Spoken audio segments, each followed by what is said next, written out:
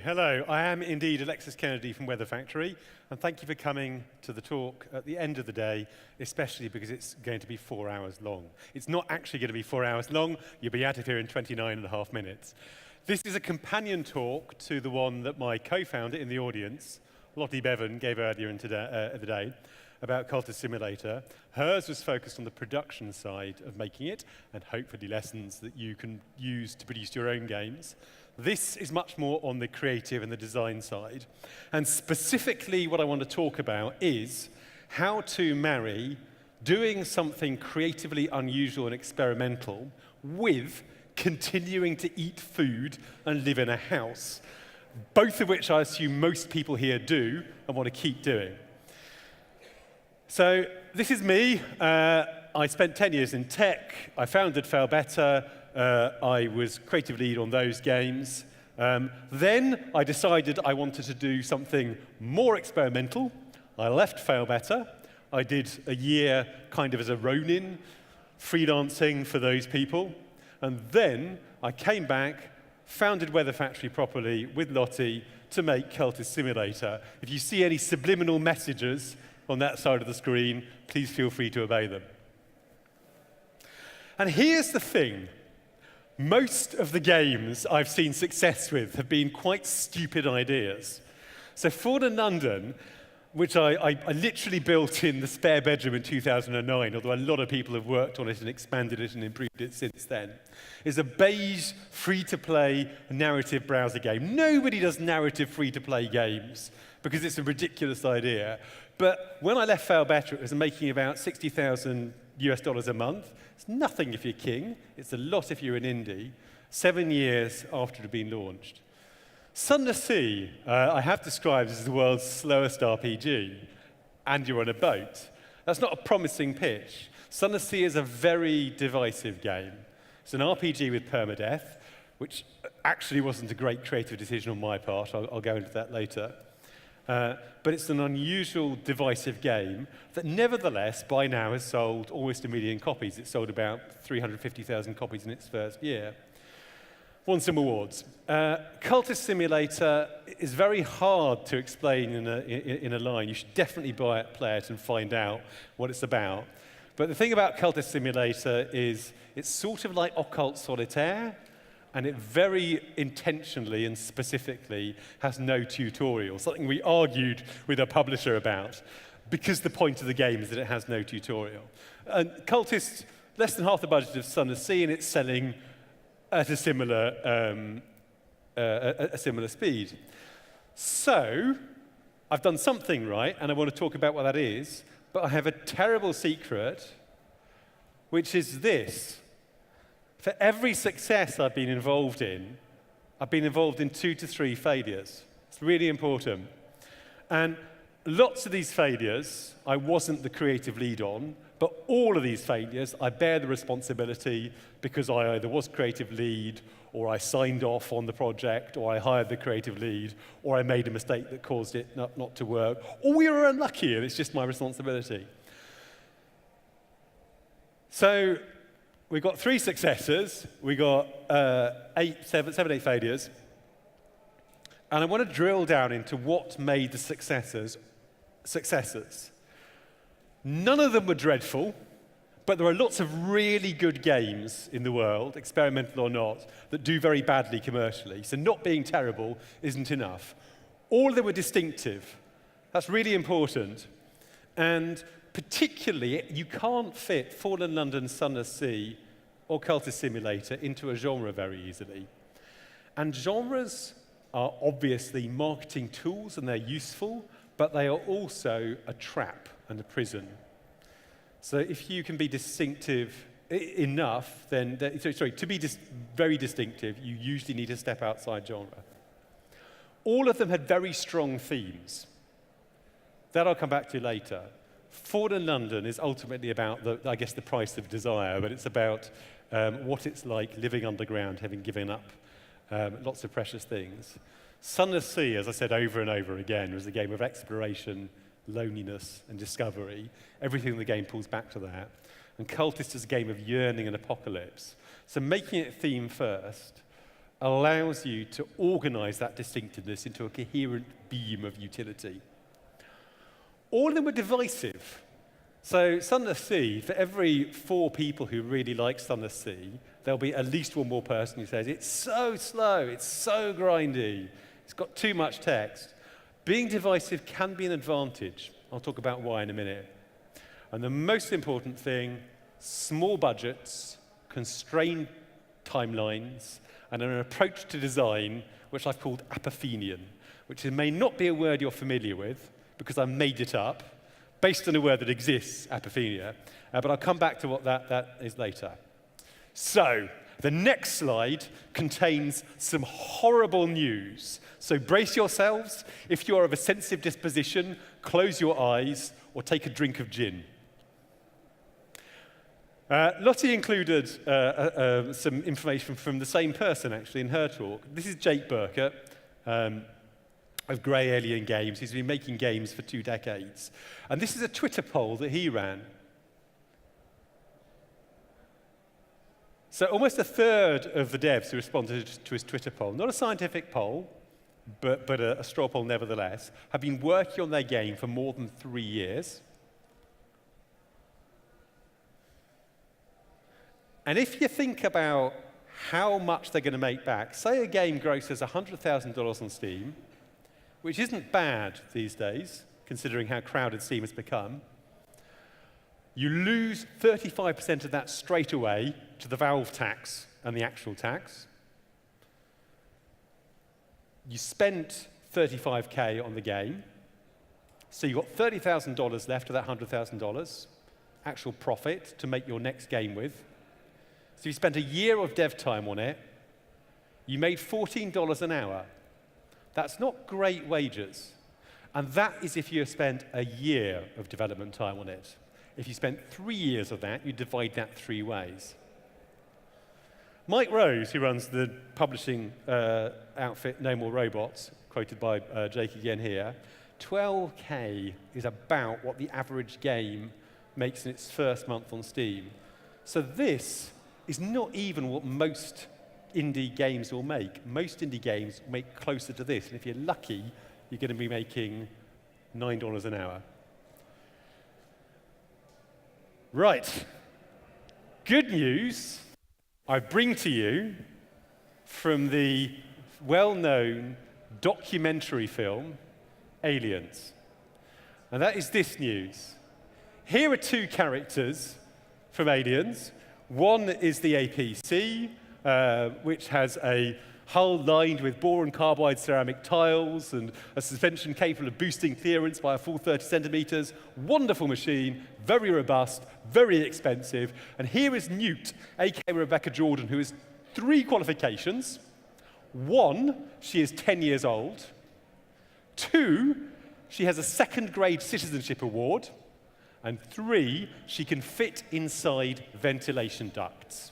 Now, if you've seen Aliens, or even if you haven't, you're probably aware that only one of these characters survives until the end of the film. One of them does not survive. And as indies making experimental games, we have more in common with Rebecca Jordan than we do with the APC, the AAA APC. So how can we be like Rebecca Jordan? Well, there was a clue in this side, small budgets, constrained timelines. But let me talk more about the effects of making a number of smaller projects. If you can make 1 game in 3 years, or 3 games in 3 years, each 1 year long, which is better? Probably, if you believe what I've just told you, 3 games in 3 years, because you bought 3 tickets to the lottery. But actually, there's another advantage beyond the fact you got 3 chances. There's an anecdote I'm very fond of. It's probably apocryphal, it's probably invented, but I think it encodes an important truth, about a pottery class, where, the story goes, the teacher said to the class, half of you, I would like to spend the whole of this term making the best pot you can. Focus on 1 pot the best pot. The other half, I want you to focus on making as many pots as you can for the whole term. Quality this side, quantity this side. Get to the end of the term. This side has made one pot that's really good, but this side has made loads of pots, some of which are as good as this pot. Because the more pots you make, the better you are at making pots. The more games you make, the better you are at making games.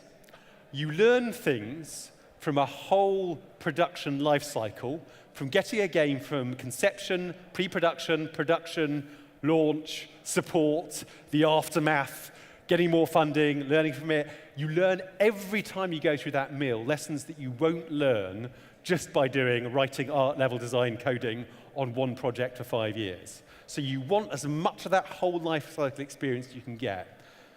If you make more constrained, smaller games, not only do you have a chance of making your money back and a chance of finding that eventual hit that a lot of people who stay around long enough finally achieve, but also you will probably be better at making games.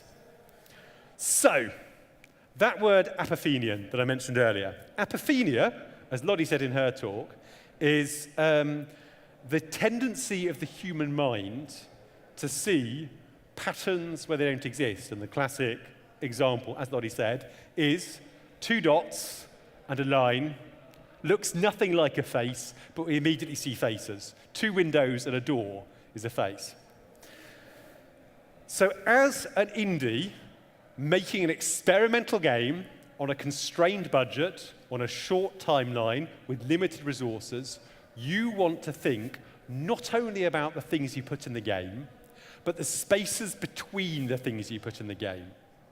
You want to find a way for the player to find meaning and experience in the things you put in the game and also the gaps between. And here are 3 ways that I've embraced doing that over the years. Number 1, always imply rather than simulating in detail where you can. Number 2, show your players how the game works. Don't be shy about making the game visible, the design, the mechanics visible. And thirdly, know you can't do anything and lean into everything and lean into that. Choose the things you can do. Let me go through each of those in detail.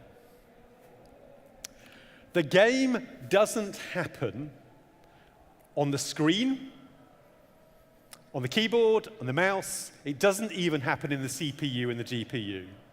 The experience that is the core part, the heart of is the word I'm looking for, the experience that is the heart of every game ever made occurs here between the player's ears. Everything else is just a means to that end of experience. So as developers, as video game developers, we are generally working with software. Software is capable of simulating things very effectively and precisely, and there's immediately a simulationist temptation when you start making a video game. I'll take this NPC and I'll simulate their emotions and we'll have emergent gameplay. I'll take this world and I'll do a dwarf fortress and I'll simulate everything and get the output. You can have fun doing that. Sometimes the player has fun when you're doing that. There's always a risk of the designer having more fun than the player. But more importantly, if you simulate something, once you start simulating it, you have to go all the way. You have to be detailed, because people notice things wrong. And you have to simulate some things, otherwise you don't have software. But if you move to implication, you can hint at things, and those things then occur between the player's ears. So always imply rather than simulating where you can. And one of the key tools you have for making that implication effective, for making sure the player goes where you want to take them, is theme. If you start out with an idea of a theme, everything in your game points in that same direction.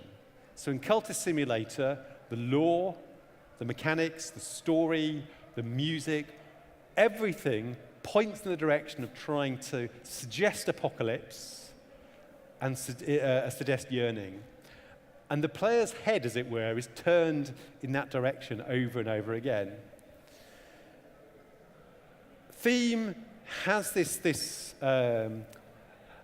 literary quality to the word, and it can sound intimidating or it can sound irrelevant, but all theme really means, is deciding what your game is about and making sure everything in your game, in as much as is possible, serves that intention. Because if everything in your game serves that intention, it will be communicated to the player. But if you say up front to your player, feel yearning, they won't. So what you need to do is provide the experience for them to step into, provide the tools for them to have the experience, then step back and let them come to it. Now, this is a better approach for some kinds of games than others. And if you are making a physics-based puzzler, this may be less useful to you, I'm sorry. But if you are a narrative-led studio, as Weather Factory is, and if you come to see this talk, you're probably interested in narrative in games. Writing is a great tool for this, because writing is all about limited implication and spaces between the words. And remember, as indies, we have no fucking money. We have constrained timelines. We are buying as many tickets to the lottery as we can. We're learning as much about the process of making games as quickly and cheaply as we can. So lean into our strengths. So writing is one of our strengths. I've always been a writer first, and Weather Factory is a narrative-focused, a writing-focused studio. And we chose simple art, 2D art, that can be produced in large quantities. So this, I thought there was a shot of the game at the beginning, but there's not. The shot of the game later. Simple doesn't have to mean cheap. It doesn't have to mean low quality. But choose carefully what you're doing. Again, about implication. I wanted to make a game that demanded that the player talks to other players about it. You start diving into Cultist Simulator, it's immediately full of mysteries. It's immediately full of questions that demand answers. And we spent a lot of effort creating a community space for our players and cultivating it so that they went and talked about it. If players are talking about the lore and the story and the context and the mechanics, they will share that information with each other. Now, this happens in the most primitive sense with every game ever. It's possible these days, if you find a puzzle in the game you can't solve, just to Google it and to find the answer on a wiki somewhere. But doing this allows you to guide the players to the fruitful bits of the experience. So it allows you to let players guide other players to the fruitful bits of the experience. If you create a game that demands discussion, and if you create a game where other players can enjoy being teachers and telling each other about it, then the implications can be much more effective. And that's one of the reasons why divisive games are often more successful than it might appear, but I'll come back to that. So make design visible to players. When I talk about design, I'm specifically and primarily talking about system design, mechanical design. And when I say make design visible to players, what I mean is something like this. It's a skeleton watch. You can see the mechanics, but they're beautiful. They're nothing to be ashamed of. And here's Cultist. Here's the 2D art that can be produced in bulk, and it's simple, but I hope beautiful. All the mechanics are right there on the desktop for you to look at. The game is about putting cards in timers, in combinations, to create an effect, getting narrative out of that. So the thing about making those mechanics visible, first of all, you don't have to hide them. Hiding a system takes time and effort, and we don't have time, and we don't want to spend effort. So lean into what you're good at, lean into what you've got. But it's got another big advantage, and that is that the players can understand what's going on in the game, and they give much better feedback. So again, you're making a game in a constrained way, on a limited budget and timeline. You want to make sure you spend every hour, every day, every week well. You want to be able to iterate quickly, not fumble in the dark to find the best mechanics. So you probably want an open production process where you share, whether with a pool of beta testers or with your whole audience, what you're doing as early as possible. And by making the mechanics visible and available to the players, you can allow them to give you better feedback and to see what's going on.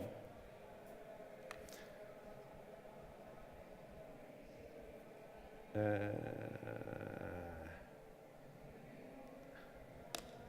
tiny diversion. Lottie and I talk a lot about open production. And what we mean by this is, as you know, if you've even thought about making an indie game, marketing is important, because however many 100 games a day are now released on Steam or in the App Store or your market of choice, and standing out is difficult. So you have to do marketing. And the experience of being told you have to do marketing is very often the experience of being told you have to clean your teeth. You know you have to. If you don't do it, it's because you don't have time. It's because something's gone wrong. And if you're a team of 2, 3, 4 people making a game, you probably don't have a dedicated marketer. And you may, if you've just done a game design course, know how to make a game, but not how to market it. So open production means taking all the things that you are doing already, the sprint plans, the concept art, the work in progress, the prototypes, the experiments, the funny conversations between team members, and using it as marketing, sharing it with the world. So I recommend this because it means you get free marketing. It means you have an authentic connection with your audience. It means you build that audience. It means you get good feedback from that audience early. But above all, it means that you are getting the word out about your game early. So I recommend working in the open as much as you can. Right, we are short always of time and money. This is the point I keep bringing home. So here is the thing we did a lot of when we were making Cultist Simulator. If you've seen Lottie's talk, you know we made Cultist Simulator actually in less than a year. I spent 5 months working on it on my own, in between contracts, and then we spent 6 months, me and Lottie, working on it with some freelancers. So it was really, really constrained. And we decided at the beginning we were going to do a major release to our community every month, and we were going to launch on May the 31st. We committed to a release date very, very early. And as Lottie said, committing to a release date early is a fantastic way of maintaining discipline on the scope of your game. So if you commit to a deadline, if you have limited resources, and if you come across a problem, which you will, or if you realize you want to do something differently, which you will, you've got 2 choices. You can either move the deadline, or you can cut the game. Here's the thing that doesn't work. Extended overtime. Doesn't work. It's inhumane, and it's also counterproductive. And this is the point. If you take nothing else away from this talk, I feel very passionately about this, and I want to make this point. Crunch, as Lottie said, is bullshit. By crunch, I mean overtime for longer than a couple of weeks at a go. You can do a couple of weeks of overtime, say close to launch, and we always need to do overtime sometimes. A couple of weeks of overtime, and your productivity will rise those couple of weeks. You keep doing overtime after that, and your productivity will fall off a cliff. Unless you are the 1% of humans who can work at that kind of pace for months and months. They exist. I've met them. They are the minority, and lots of people think they are, and they're not. So even if you are, your team probably aren't capable of working overtime for more than a couple of weeks. If you get to the point of not being able to meet your deadline, and you just think, we'll work harder for 6 months, we'll do 10-hour days, 12-hour days for 6 months, then you will fail. You will decrease your chance of making a good game. There will be a human cost in terms of your team's personal lives and home lives, and you won't have learned the lesson you need to learn about postponing or cutting. Don't crunch. Crunch is bullshit. Never work overtime more than a couple of weeks at a time. That aside, so we cut, and cutting is a painful but useful discipline. If you are a designer, if you're any kind of creative on a game team, you will grieve for everything that is cut. So be used to this. Your producer will come to you with their knife, and they'll say, if we are going to make launch, we need to remove 2 weeks worth of work, 2 weeks worth of work from the game. What 2 weeks' work do you want to lose? Which of your babies would you like to surrender to the knife? And your first response will be nothing. We can't, everything in the game is there for a reason, otherwise I wouldn't be putting it in the game.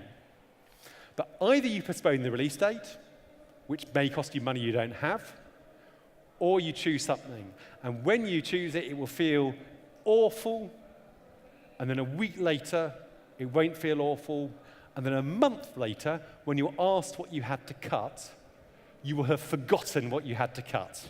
So just be ready for the grieving process. If you have to cut something, it's the worst feeling in the world, and then a month later, a year later, you've forgotten all about it. So ready yourself for that. It makes it much easier to get through it.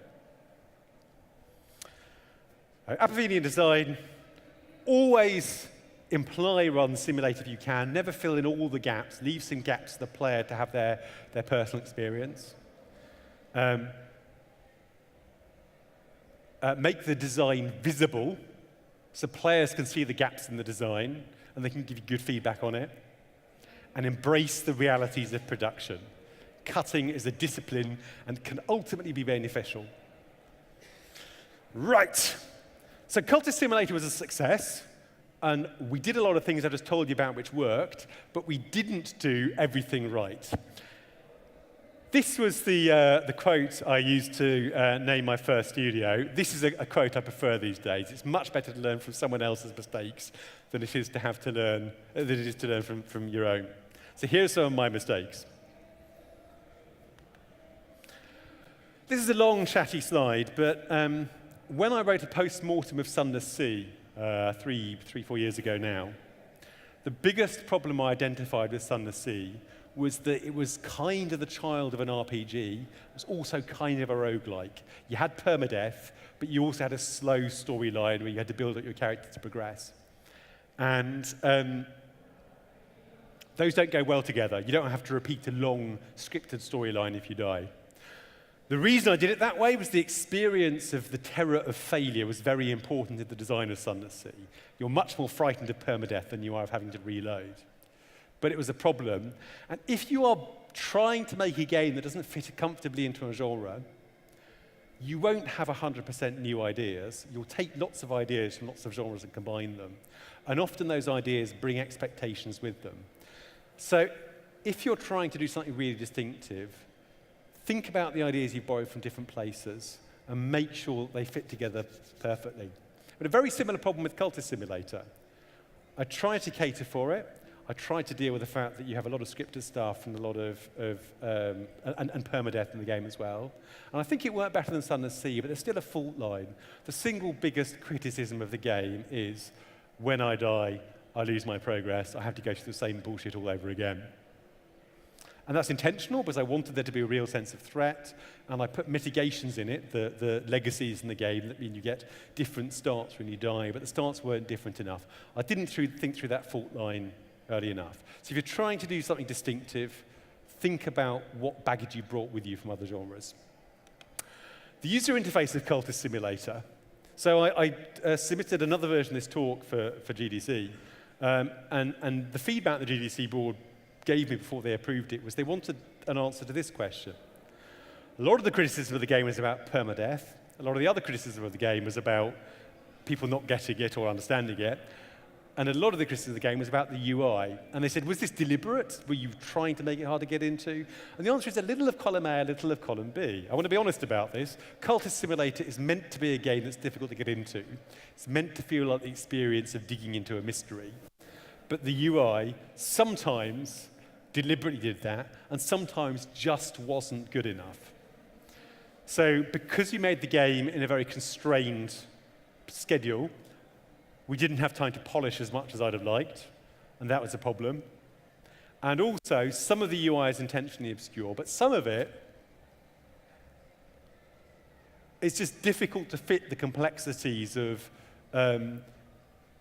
reading and theorizing about occult frameworks or getting promoted at work into this very spare, deliberately constrained framework of cards and tokens. So next time, I'm going to make an experimental game, which will be the next game I make.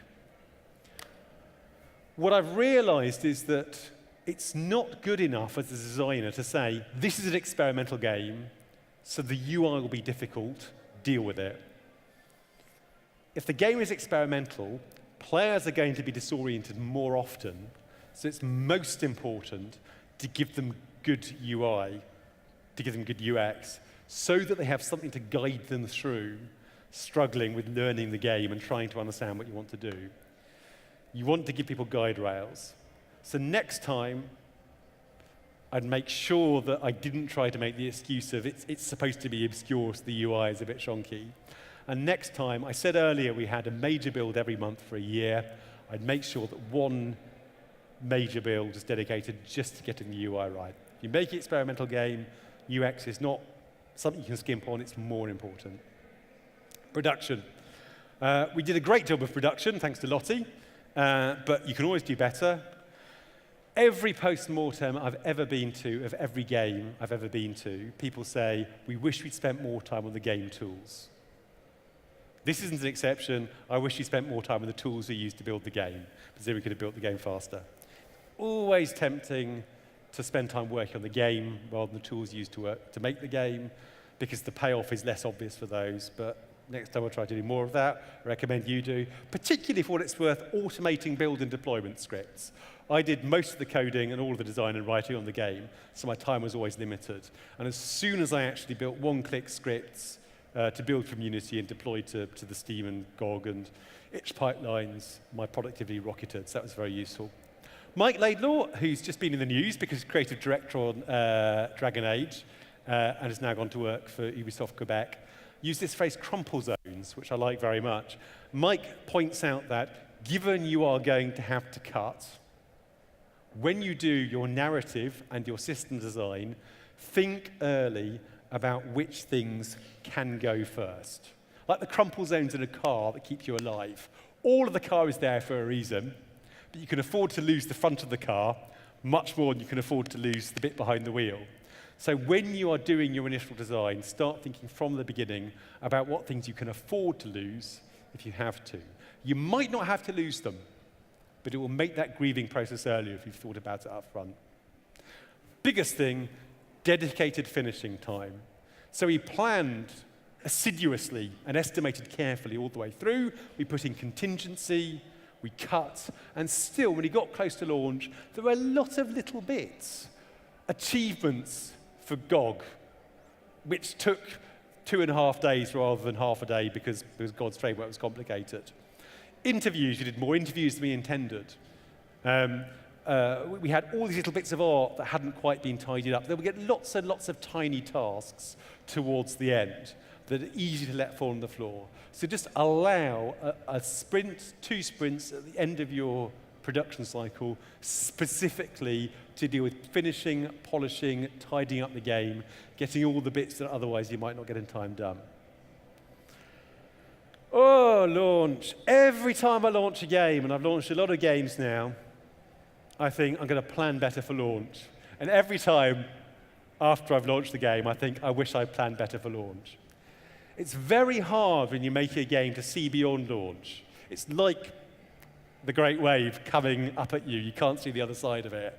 You think, we'll release the game, and then it'll be a success, it'll be a failure. The thing is, the day after launch, and the week after launch, and the month after launch are like every day, week, and month otherwise. You still have to eat, you still have to pay your team, you still have to answer support tickets, you still have to take your kids to school, whatever.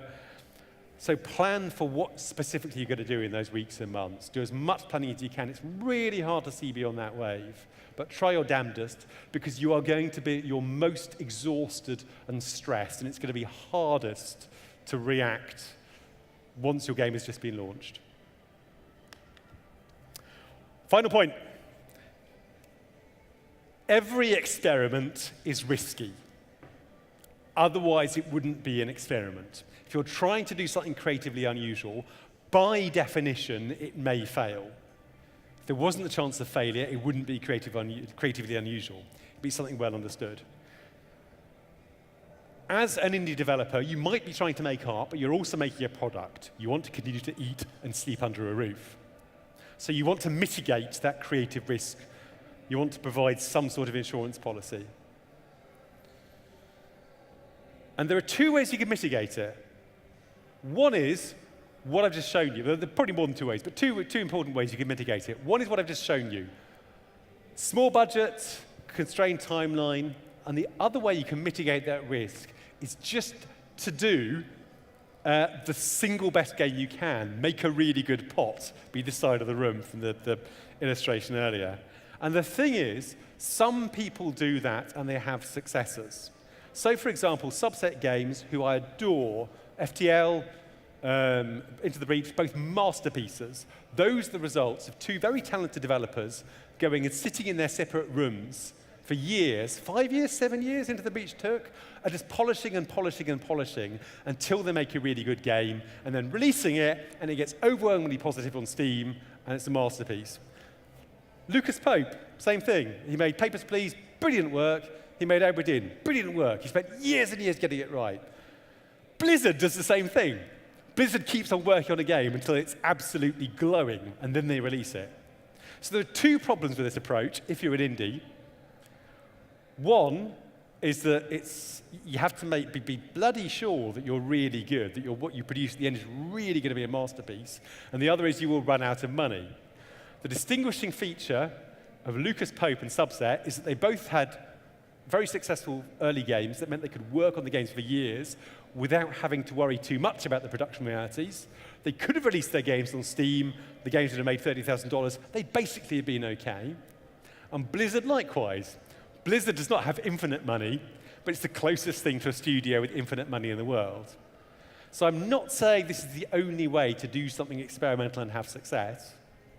But for most of us, most of the time, short budget, constrained timeline is a lot more practical. Facepunch, it's worth saying. Facepunch Studios, who did Rust and Gary's mod they started with. Facepunch are much more like this model. They have lots and lots of prototypes that they work on all the time. They have about 6 prototypes going. You can see the prototypes they've got on their studio website. And every so often, one of those prototypes blows up and is enormously successful. Rust was a prototype that took off. It was one of the 6 or 7 they had at the time. And they had to spend a year rewriting the code of Rust because they never expected it to be successful and had to change out all the infrastructure. Remember, only one of these characters survived till the end of Alien. If you want to do something experimental and commercially successful, be prepared to have lots of experiments. Be prepared to be disciplined. Be prepared to cut. You will need to fit into air vents. That's me, Alexis Kennedy on Twitter. That's Lottie Bevan in the audience, Tron Bevan on Twitter. We're the Factory. You should buy Cultist Simulator. Thank you very much.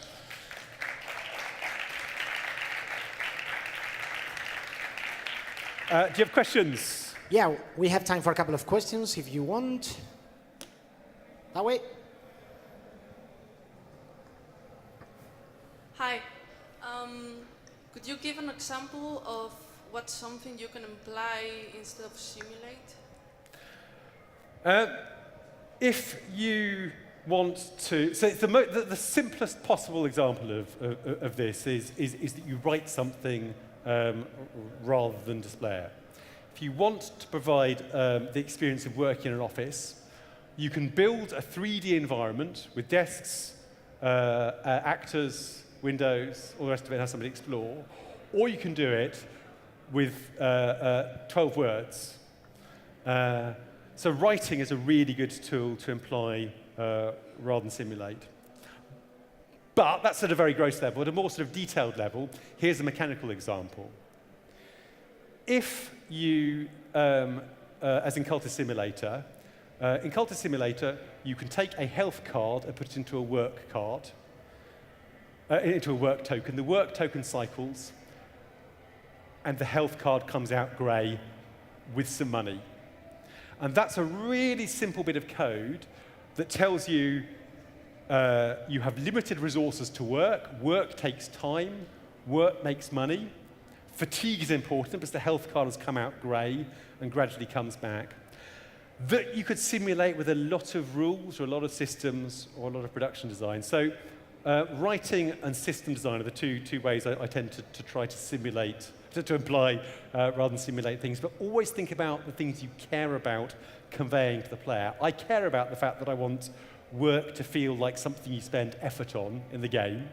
I care about the fact that there's a clear exchange of your life for money, I don't care about the details of where you work or how the rock physics are simulated when you're being a manual labourer, or how many other people you're working with, or who your boss is, or whether there's a pension plan. So choose the things that you want to convey to the player and let them fill in all the gaps. Everybody will assume they have all those things. Everybody will assume if they're working for a living, they have a boss and workmates and an environment and they're smashing up rocks and all the rest of it. Like everything else, it's about choosing what you put in and what you leave out.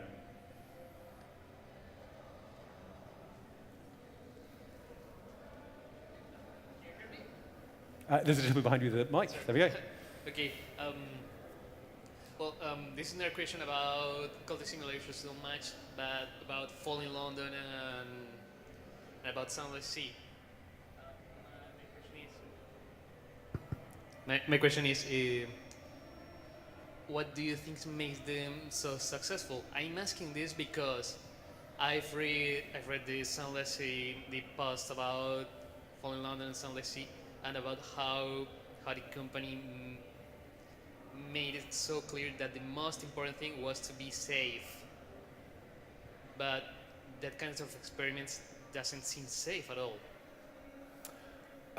So what you're talking about is when I was running Fail Better, we said we had 3 priorities: safety, fun, and profit in that order. And what I mean by that is that, so you pointed out that doing something wildly experimental doesn't seem like a good route to safety. What I would say is that actually commercial success and experimental projects are, for a certain kind of game, natural partners. So safety, fun, profit, we didn't try to make the next Minecraft or the next PUBG or the next $1 billion success. What we wanted to do was to make games with limited budgets and a constrained scope that would pay off enough to ensure that the continuation of the studio. So it's very much about making sure we had enough rather than trying to do something that make a ton. Now, it's very important you asked why Fallen London and Soundless Sea were so successful. The biggest reason they were so successful was luck. I could have done the same games, the exact same things at a different time or different circumstances, and I might not be standing here today. I could have gone broke. There is always risk. And I think there's an important, it's about, I've said this in my talk at GDC last year, it's about deciding what your priorities are as a studio. If you want to make super experimental games, find how to make super experimental games that have a good chance of paying off. And one way to do that is to make lots and lots of games in a constrained time, and some of them will pay off, and if you're lucky, one will be a hit. Another way is to say, okay, we want to make loads of money, so the first thing we're going to do is not to start thinking about theme and start thinking about how to imply rather than simulate. We're going to go to a venture capitalist and say, we need $10 million. If you give us $10 million, we'll make you the next Fortnite. And another way still is to say, okay, we've got enough money to keep working on our game in secret for years, and we're going to be subset at work that way. So there's different kinds of risk and different kinds of safety. Does that make sense? Thank you very much, Alexis. Please, huge round of applause.